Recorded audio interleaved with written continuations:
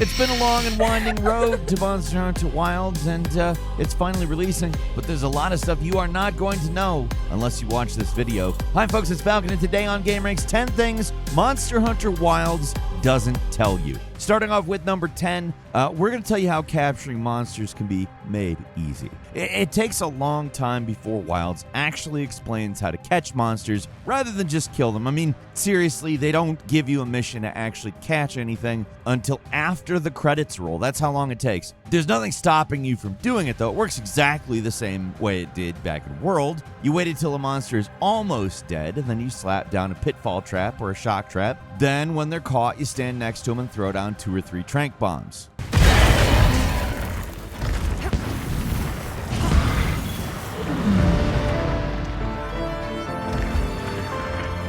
For most of Monster Hunter's history, the actual mechanics of a monster being captured have been pretty vague. You just kind of have had to hope for the best most of the time. But with Wilds, they finally simplified things by just straight up telling you when a monster is ready to be caught. And I don't mean like inconsistent shouts from your Palico that you would get in World. This game makes it really clear when you can capture a monster. However, it's still a little hard to notice. While you're on a hunt, you'll know that a monster is ready to be captured when a little skull appears next to the monster's icon on the mini-map. And that tells you that they're about dead. Once the skull is there, trank bombs will work. I've tested it pretty thoroughly, and I can pretty confidently say that if you see that skull, you will always capture the monster. In fact, the only times it doesn't work is when you're on a mission that does not let you capture anything. Usually the clue that you can only kill a beast on the mission you're on is in the quest description. If it says slay something, then capturing it's probably disabled. With Wilds, the rewards you get for capturing a monster aren't as high as with World, but it's still worth capturing over killing because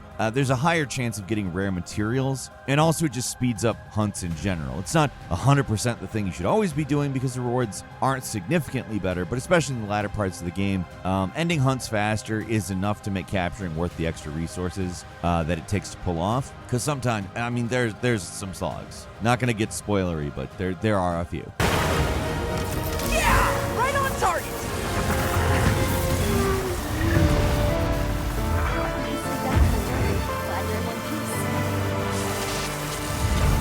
At number 9, sleeping herbs are going to be a problem, so here's where to get them. If there's going to be a one bottleneck to your capturing, it's going to be sleeping herbs. Stuff to make traps, plentiful, fine. Making trank bombs, however, a lot tougher, especially because in Wilds there's just no cultivation center or farm. You can't just automatically generate a ton of sleeping herbs. You have to go out into the world to find them this time around, and they're bizarrely rare. There's certain areas where they just flat out don't show up. My suggestion is to start looking for them early because you're eventually going to need a lot of them. The easiest and earliest place to farm these things is in the first area of the game, the Windward Plains. You can find 3 sleeping herbs in close proximity around Area 10. There's 2 by the river and 1 off on its own. The locations of these things never change, and they respawn after 15 in-game minutes, so it's easy to just keep coming back to the spot and collecting them whenever you got some free time.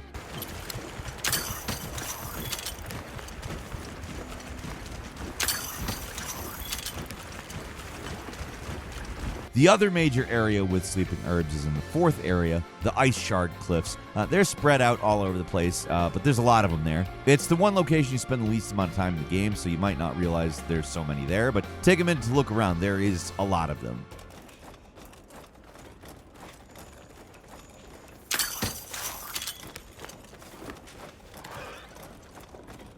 At number 8, when a monster grabs you, shoot it in the face. The name of this point 8, when a monster grabs you, shoot it in the face. It says it all. There are a few monsters that have grab attacks that can do devastating damage if you don't interrupt them. And in the chaos of the moment, it might seem like there's nothing you can do, but there is actually an effective counter for these attacks. Shoot them in the face. Don't bother trying to use your knife. It is mostly ineffective.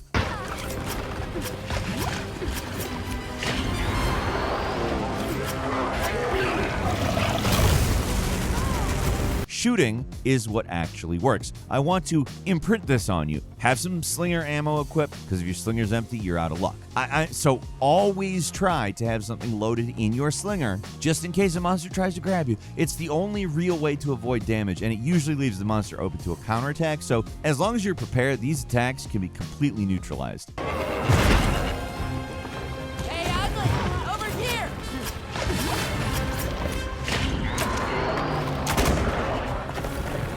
At number 7, get to the plundering. After the credits roll and the second half of the game starts, a whole lot of new side quests open up, including ones from your Palico helper. You might be inclined to ignore these because they want you to do boring things like run around and capture vigor wasps and flash flies, but every time you do a Palico mission, it does unlock some extra function that your helper will perform during a battle, and they're all pretty helpful to some degree. The best is saved for the 4th request, where they just want to go on a hunt because they want to show off a new tool. Actually, I already have a prototype put together.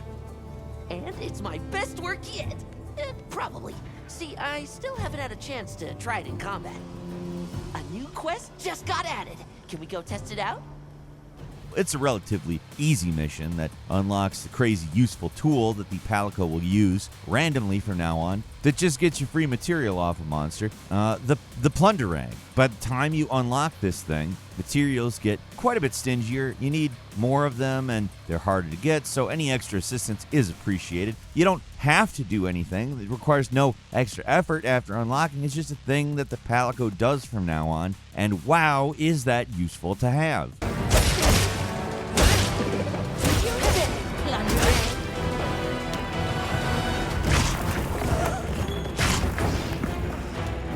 At number 6, there's more easy sources of damage in Wild, so you should use those. These games keep finding more and more ways to make hunts easier, and you really should take advantage of them. There's these environmental traps all over the place that can do a lot of free damage. Monsters sometimes drop slinger ammo when they're damaged, and that can be highly powerful.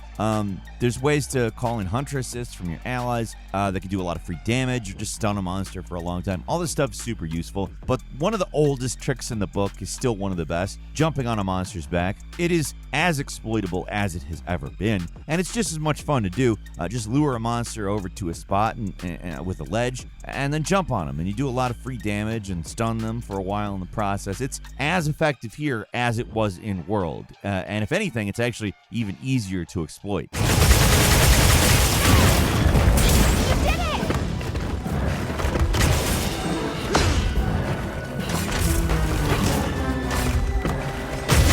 At number 5, you need mandragoras. These mushrooms are some of the rarest and most sought-after crafting materials in the game. They're required to make max potions and ancient potions, among some other things that you are going to want. Like I mentioned above, there's no easy way to get stuff like this anymore, so you have to go out in the world and find it. In Wilds, your map is the best way to hunt these down. Just enter a region, open the map, scan around for any brown mushroom symbols you can find. Those are mandragoras, and they're usually pretty rare.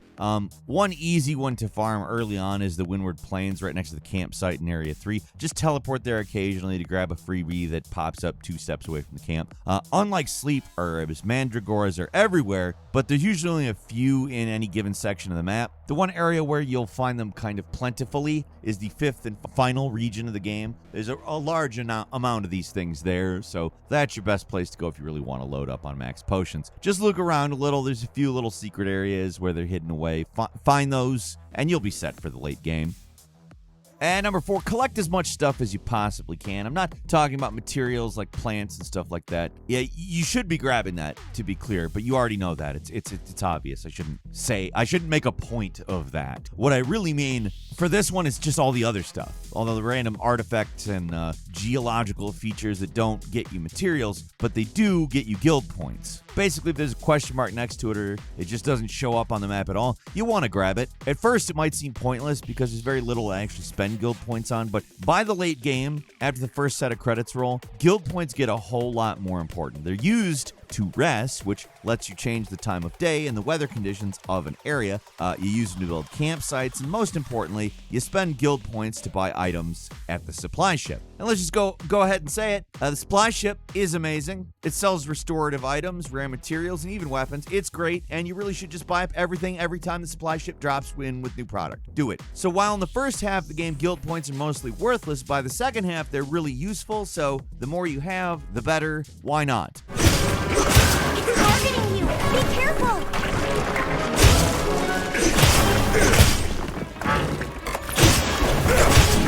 Moving on to number 3, fishing the easy way. Sure, you can sit around like a chump slowly catching fish one at a time, trying to figure out which lure to use on what kind of fish.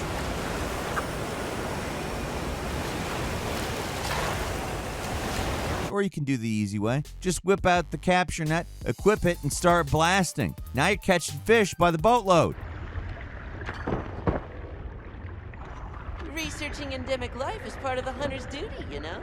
It's so much easier and faster than catching fish the normal way. There's no reason not to do it. The only downside is sometimes fish are too far away to catch with a net. As long as you can get close enough to them, though, just use a net. And it works underwater, too, so any area where you can swim, get the net out and start grabbing fish. It gets you a ton of guild points and also useful resources for making ammo. Occasionally, the scales can sharpen weapons faster. There's no reason not to do it.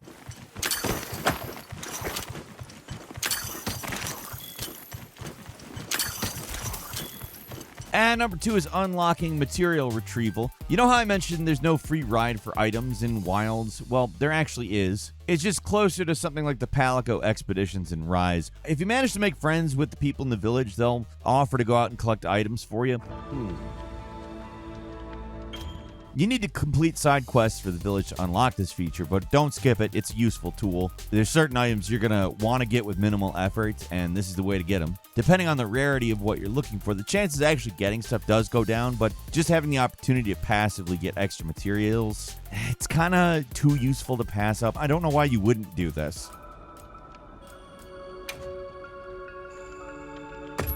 It's not like you get nothing for doing the side quests. You get this, so do them, and then do this. That's all I can give you right now.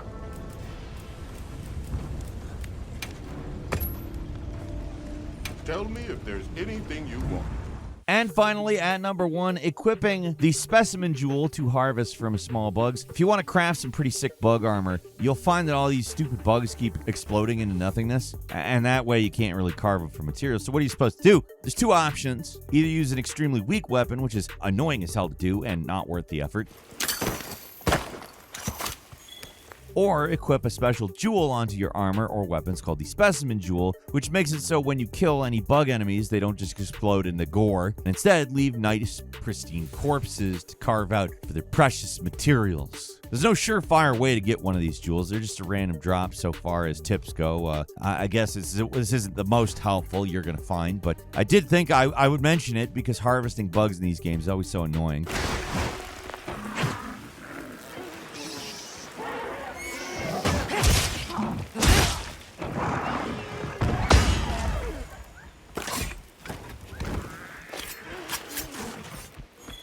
So, I gotta say, it's nice they did include a jewel that makes carving these creatures a little more consistent. A lot of C's in that sentence, if you like the letter C. Speaking of C, it doesn't just give you a chance, which starts with the C, of a bug corpse being left behind like in World. Even the level 1 specimen jewel guarantees that when you kill a bug, there will be a body and some materials to carve. So, if you get one, hold on to it, at least until you got all the bug armor unlocked. But why not forever? I don't know.